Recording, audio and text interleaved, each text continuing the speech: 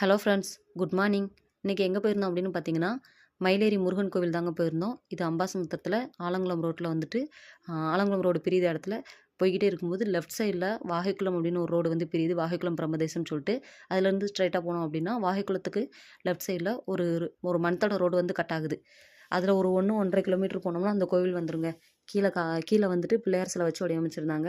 நாங்கள் போன டைம் வந்து கொஞ்சம் லேட் ஆகிட்டு, ஸோ அதெல்லாம் வீடியோ எடுக்க முடியல. ஃபாஸ்ட்டாக ஏறி போயிட்டோம்.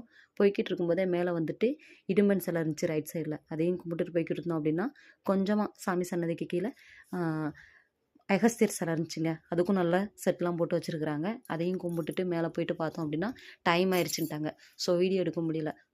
ஃபாஸ்ட்டாக சாமியை கும்பிட்டுட்டு சுற்றி வரதுக்குள்ளே நடைய சாத்திட்டாங்க. இந்த கோவில் எப்படி உருவாச்சு அப்படின்னு பார்த்தீங்கன்னா, இது வந்துட்டு பெரிய கல்குவாரியாக இருந்துச்சாங்க. கல்குவாரி அதில் பெரிய பாறையை உடைக்க வரும்போது அதில் வந்துட்டு வேல் மயில் 2 சின்னங்களும் பொறிக்கப்பட்டிருந்துச்சாம். ஸோ இதை பார்த்துட்டு தான் அதுக்கப்புறமா அந்த இடத்துல கோவில் கட்டியிருக்கிறாங்க. சாமியை சுற்றி வரும்போது பார்த்தீங்க அப்படின்னா அந்த பொறிக்கப்பட்டதை வந்து கண்ணாடியால் நல்லா க்ளோஸ் பண்ணி சூப்பராக வச்சுருக்காங்க. பார்க்க அழகாக இருந்தது. அதுக்கப்புறமா வந்துட்டு பார்த்திங்கன்னா சிவன், பார்வதி, முருகர், பிள்ளையார் கைலாயத்தில் இருக்கிறது அப்படியேங்க அப்படி தத்ரூபமாக இருக்குது. பார்க்கவே அவ்வளோ ஒரு அழகு. பார்த்துட்டு அதையும் கும்பிட்டுட்டு போய்கிட்டு இருக்கும்போது பார்த்திங்கன்னா 18 சித்தர்களில் ஒருத்தர் வந்துட்டு பாம்பாட்டி சித்தர். அவருக்கு வந்து தனி சன்னதி இங்கே இருக்குது. அது வந்துட்டு கொஞ்சம் கரடு முரடான பாதை தான். இறங்கி போய் பார்த்துட்டு அதுவும் அவ்வளோ அழகாக இருந்தது. சாமி கும்பிட்டுட்டு வந்தாச்சுங்க. வந்து சுற்றி பார்த்துட்டு கும்பிட்டுட்டு அங்கேயே கொஞ்சம் நேரம் உக்காந்துட்டோம்.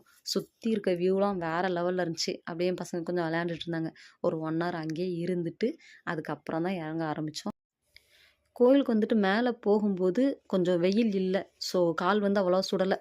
எதுவுமே தெரியலை. ஃபாஸ்ட்டாக ஏறி போயிட்டோன்னு வைங்களேன். கொஞ்சம் இளைச்சது. கொஞ்சம் தடுமாறி தான் போயிருப்போம். நீங்களே பார்த்துருப்பீங்க.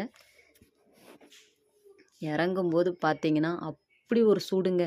காலே வைக்க முடியல. எங்களால் வீடியோவே எடுக்க முடியல. இறங்கும்போது அப்படி கொதிச்சுது.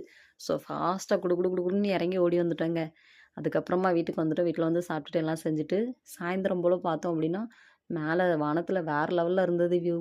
ஸோ அதையும் கொஞ்சம் வீடியோ எடுத்து உங்களுக்கு கிளிப்ஸ் போட்டிருக்கேன் பாருங்கள். ஓகே ஃப்ரெண்ட்ஸ், நாளைக்கு இன்னொரு வீடியோவில் பார்க்கலாம். பாய்.